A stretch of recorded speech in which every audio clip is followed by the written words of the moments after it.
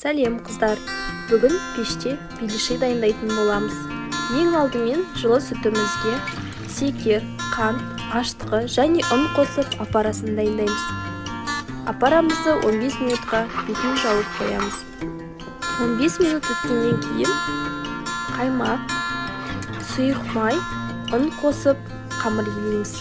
Қамырымыз қолға жабыспайтындай болып иленгеннен кейін үстіне сұйық май құйып, бір басып бетін жабамыз.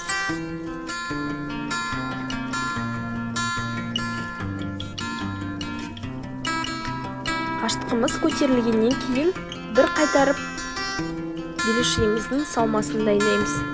Алдымен фаршқа картошка мен пиязымызды салып, дәміне қарай тұз бен бұрыш себеміз.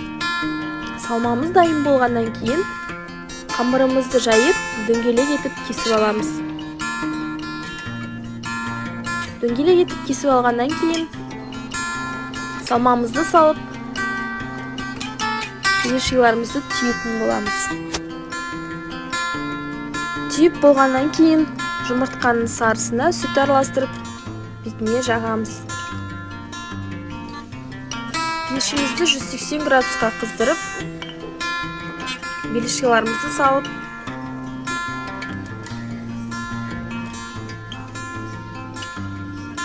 қызарғанша пісіріп аламыз. Сонымен бәрімізге ас болсын.